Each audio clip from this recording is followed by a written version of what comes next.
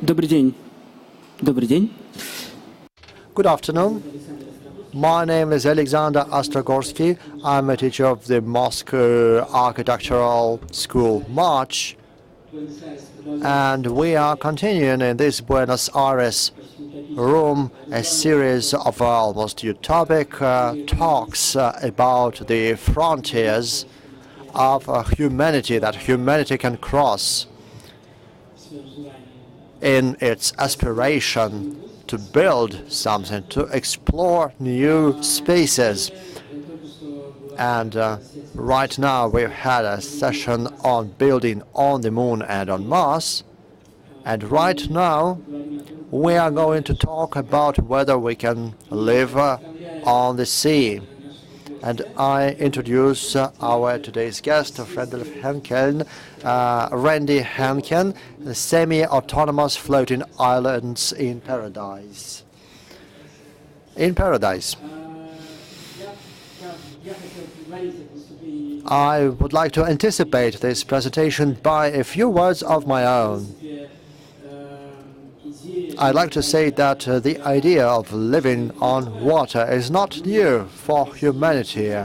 For example, we here in Russia are not thinking so much about it, but we know that there are some ancient cities on water, such as Venice, and those who live in Southeast Asia spend a lot of time on water. They live on boats, on floating homes, and so on. And there were ideas like that before that, but no one has ever thought about living so far from the continent as Randolph is suggesting. So let's see how it is going to happen and why we need this.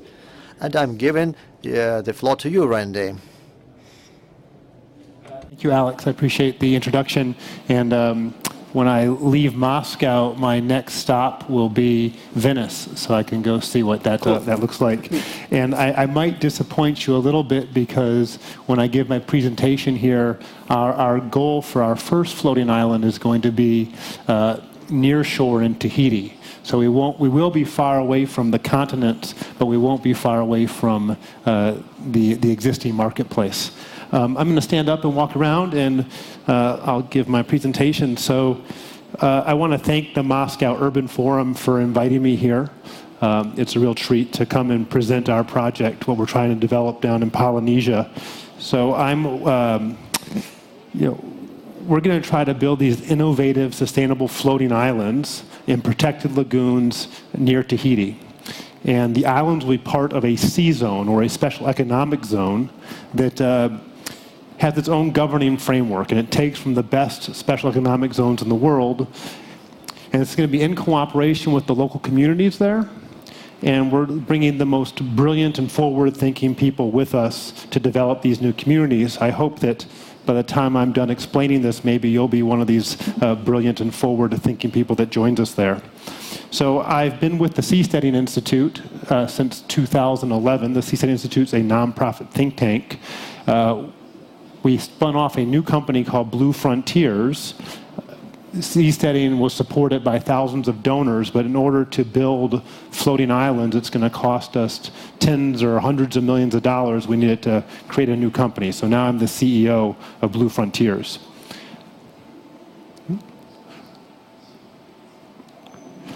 My colleagues Joe Quirk and Patri Friedman wrote a book called Seasteading: How Ocean Cities Will Change the World. I encourage you to read it. It's a good book. I brought a few copies with me today, so if you find that you like what I'm talking about, if you ask a good question at the end, maybe I'll reward you with a book. On January of this year, I signed an agreement with the government of French Polynesia, allowing us to create the very first floating islands there. This is me with the minister. This is Minister Jean-Christophe Bousseau at our signing celebration in San Francisco. Since then, he's become one of our biggest advocates for our project because he fully understands how we're going to bring new technologies and new economic opportunities to his country. This is the famous Bora Bora. It's a paradise. It's a playground for the rich and famous. But there's a little bit of a downside to paradise. Particularly, French Polynesia has an economic problem. There's only 250,000 people in French Polynesia, yet they get $2 billion worth of subsidies each year. And that comes from France.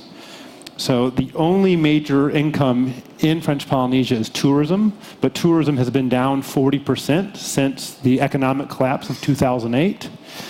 They import 70% of their food, and their GDP is 70% government, which is comparable to Cuba.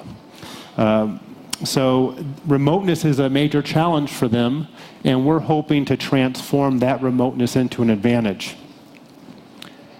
This is what Earth looks like from space when you're looking at the Pacific Ocean. So how remote is French Polynesia or Tahiti?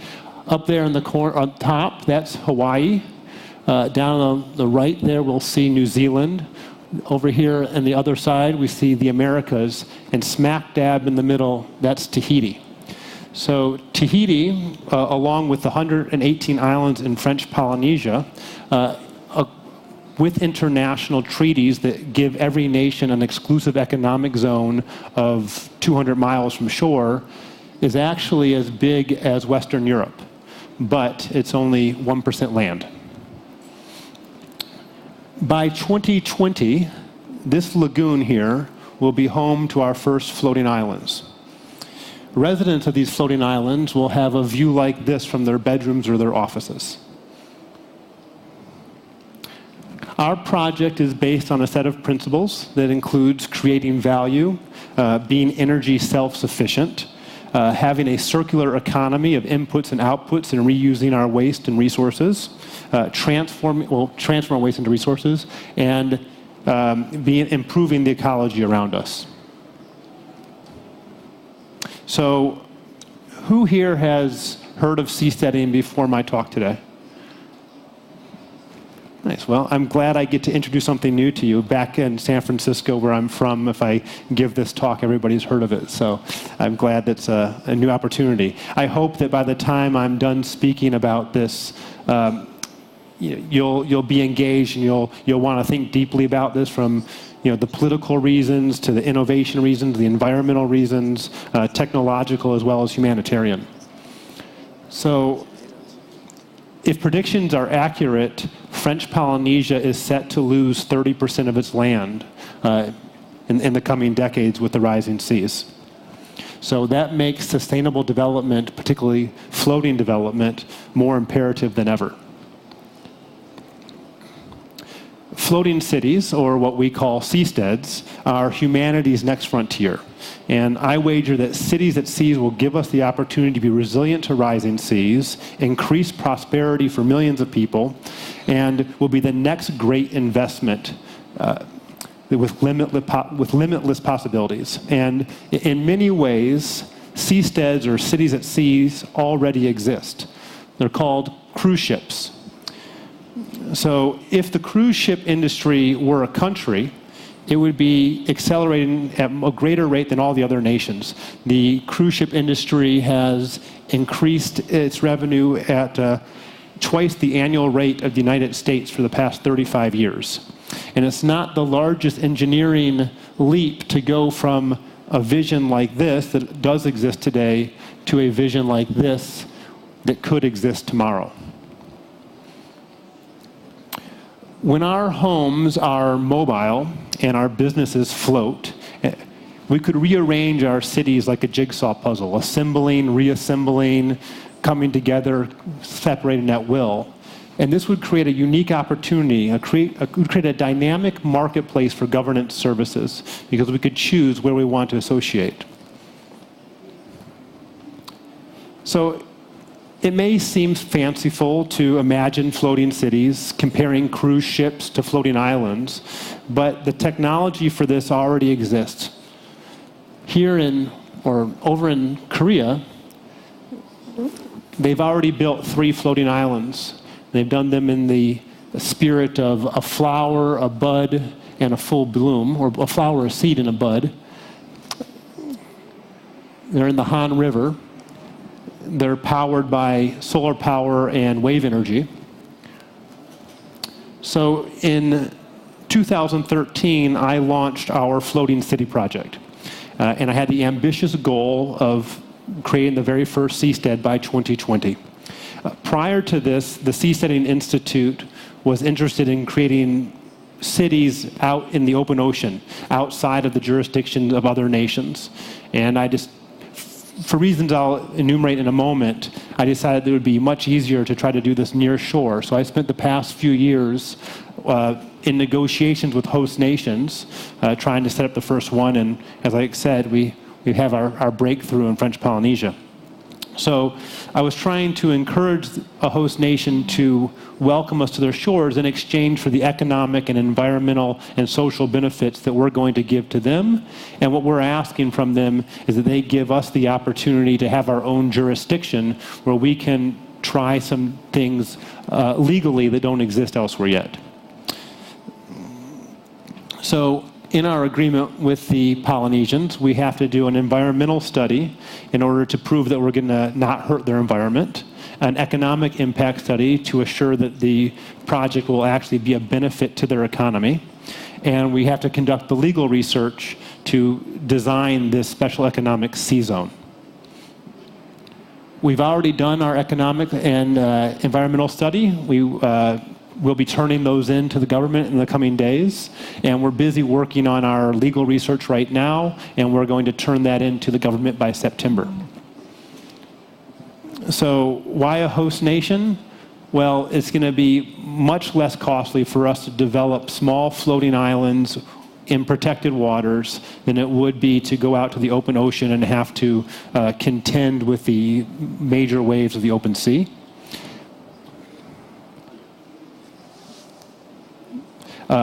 It'll be easier for our residents, workers, and guests to obtain services and goods from an existing marketplace. And we'll be within the legal precedent of an existing nation rather than having to carve out our own legal precedent outside of existing nations and international waters. So why Polynesia? We need it to be someplace that was out of the path of hurricanes. We wanted access to a protected bay or an atoll or a harbor where, again, we could be dealing with small waves rather than open ocean waves. Access to modern markets. They have where we could acquire goods. Access to high-speed internet, and being able to work with a nimble and stable government who could be responsive to our needs. So Tahiti has this. It has modern infrastructure and markets. It's a reasonable flight from major hubs. It only takes me 7 hours from Los Angeles to get over there. It rarely has cyclones or tsunamis. It has a high quality, highly qualified local population that would be able to engage with us in business and innovation. There's plenty of bandwidth for internet businesses. There's numerous suitable locations to station floating islands in their lagoons and atolls. And perhaps best of all, it is a tropical paradise. So who are the seasteaders? Who are we that want to come out there and try this? We're an international group. We're an international group of passionate people. We're excited to peacefully try something new. We're passionate about the environment. We're passionate about peace. We're passionate about liberty. We're passionate about technology. And we're eager to build our very first prototype and demonstrate what is possible on the blue frontier. Our future residents come from all over the world. We are maritime experts, policymakers, architects, entrepreneurs, investors, sailors, environmentalists, engineers, scientists, explorers, legal scholars, artists, economists, technologists, and more. And at Blue Frontiers, our founding team, the 5 of us, there's 1 in Tahiti, 2 in California, 1 in England, and 1 right here in Russia. The gentleman in white here is Igor Ryzhikov, and he's one of my co-founders, and he should be here any minute. So we're engaged directly with the local population, and we're working hard to be able to exchange our research and ideas with them, so this could be a mutually beneficial relationship for both parties. I think what brings seasteading people together is that mostly we have a passion for trying something new. So our agreement with the government of Tahiti, or French Polynesia, calls for this special governing framework. And our plan is to bring seasteading to their atolls or lagoons starting in Tahiti. So special economic zones exist all around the world. Starting in the 1980s, they really started to boom, and through the 80s and 90s, they accelerated. At this point, as of 2016, 75% of the world's nations have special economic zones, including French Polynesia. So our sea zone will be based on these special economic zones, but our goal is to be more than just a tax-free zone. We plan to institute governing technologies that are not yet available elsewhere, such as using the blockchain to make ourselves more transparent and democratic in our decision-making. You've probably seen this this model outside in the main hall of the forum that's using these lights to demonstrate which countries or which cities are attracting the most economic growth. And there's no light right there in the middle where Tahiti is. Its neighbor in the north in Hawaii has a light. And we believe, or we're confident, that our project could shine a little light in that spot, start to drive economic activity there.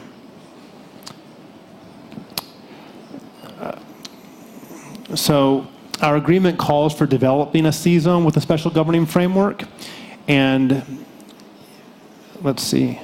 I want to give a real-world example of what that could look like. So this ship is named the Paul Gauguin. That's named after a French painter, and he lived most of his life in French Polynesia.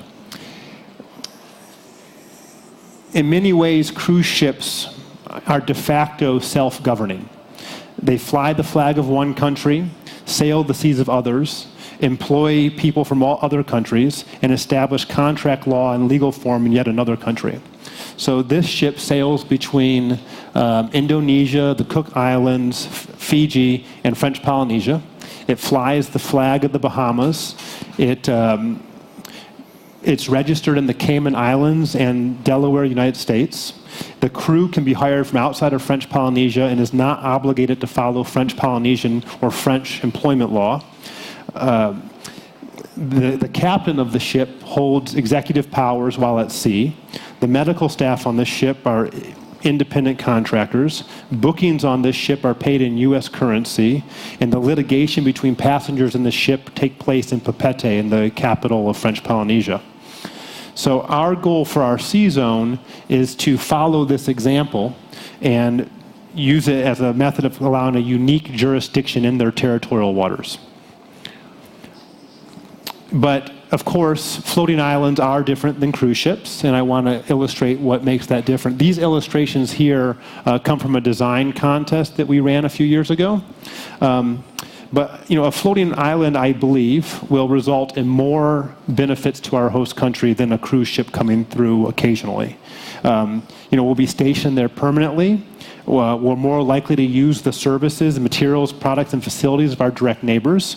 There will be a production on our floating islands rather than just consumption, as you see on cruise ships. The floating islands can grow and duplicate. We will create continuous work for adapting and improvement of the technologies and business models that are employed on the islands. Cruise ships are a business-to-customer model, where our floating islands will be a peer-to-peer model. Ships are inherently an unsustainable way of operating, while our floating islands will be sustainable, particularly as it relates to energy, water, and food. Ships require a lot of maintenance, including being dry docked every few years to be taken out and have the barnacles and removed and rust repaired. But our floating islands will be designed to stay in the sea for hundreds of years and will tolerate the growth of sea life. So we're planning to we're in the process of acquiring a land zone in the south of Tahiti that we can set up our businesses at under the same administration as our sea zone.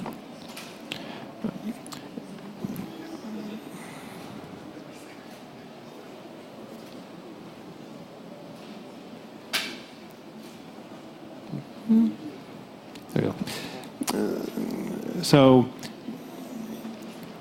we believe that our C-zone, with its unique location and special governing framework, can be attractive for people to engage in specific businesses, including knowledge work, finance technology, research and education, tourism, and most of all, sea-related innovations. We will begin construction of our floating islands by next year. Come on, work for me.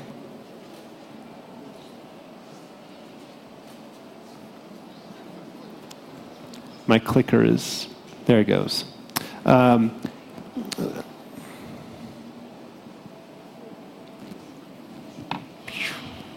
we go. Oh, all right. Hey, so our Dutch designers, these people are on our team, they built this famous pavilion in the Rotterdam, up in Rotterdam, and this is the construction process of it. They used, this is a sustainable development that's designed to be resilient to rising seas, and it's an example of what we want to do. It has a 2.5 meter layer of polystyrene reinforced with steel and encased in concrete. The translucent shelter is made from a strong anti-corrosive plastic, which is 100 times lighter than glass. Air conditioning and heating are provided by wind, by the water and solar energy, and the toilet water used on the pavilion is purified and released back into the river with no detriment to the environment. These are the iconic overwater bungalows of Tahiti in French Polynesia, and this is a concept of a floating island done by one of our architects, Bart Ruffin. He also did that pavilion we just looked at. And it's influenced by the Tahitian landscape, flowers, and culture. We will develop our innovative sustainable islands on platforms, beginning with 10 or so as our pilot project. And these communities will be resilient to the effects of climate change and rising sea levels, while offering significant regulatory and legal autonomy to our residents and businesses. We are looking at making platforms that are 25 by 25 meters with 1.5 stories tall. They could house a single family or up to 30 people in a communal living situation. We're also working on developing workspaces, hotels, event spaces, and maker spaces. And our current estimates is that each of these platforms could be built for about $5 million US. We're working with several designers to come up with numerous design options. And we're looking at some things that would be would make sense visually in the lagoons there. So we want to fit in with the local architecture. We get inspirations from things like this that do exist in Dubai. It's called the Seahorse, which would be a nice luxury unit for us, as well as this hotel in Tanzania. So this exists there, and you could go stay there tonight if you wanted to. Blue Frontiers is planning to develop floating islands. Yeah, we have very, very little time left. Okay, like 2 minutes, probably. Well, I'm almost there. Blue Frontiers is going to develop these floating islands and operate in our C-zone, and we're going to do this funding from pre-sales and other investment sources, including a blockchain token sale. And I imagine that there's many of you who would like to come visit me when this is my front porch and take a swim there during the harsh winters of Moscow. So we've learned to think of the Polynesians as the original seasteaders. They traveled east across the Pacific Ocean. This is what one of their canoes looked like. They took everything they needed, and they didn't have compasses or maps, and they created new societies. So, Tahiti has one major product to sell, and that's paradise. And they take real good care of their water. They don't allow commercial fishing there. It's pristine waters compared to elsewhere in the world. But they, while they do use a lot of hydroelectric power, they also still bring in a lot of diesel fuel. And the power there is astronomically expensive. You're paying 50 cents a kilowatt hour. So we believe that we can, bring a brand new industry to Polynesia and help them model what sustainable remote islands can look like. In China, they just brought online the world's largest floating solar panel And in the Maldives, they have these floating solar islands. They only cost $90,000 a piece, and this could take a whole resort offline. So by the end of the year, assuming all goes according to plan, the French Polynesian government will pass the C-zone legislative package that we have provided them. And the first members of our team will be on the ground in the land zone along with their researchers, and we'll start developing the land zone and then the floating islands. And when our pilot is successful, it'll grow, and when it outgrows the first lagoon, it'll move to other lagoons and other atolls.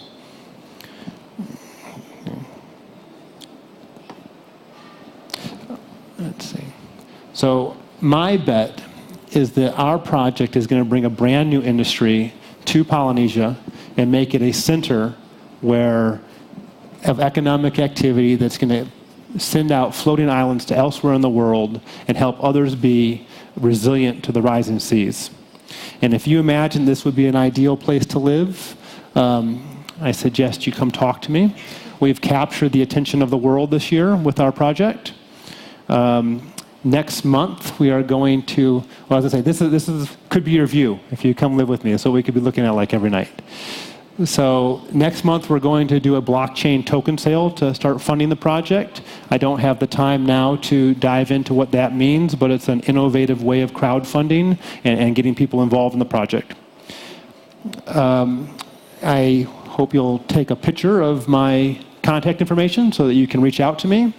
I've booked the room directly next door to this talk after this. I have it till 5:30. So if anybody wants to come for a meeting and hear more and dive deeper into things that I just talked about, I'm happy to host you. And my partner Igor should be joining me for that too. So I think I'll sit down and we'll take some questions.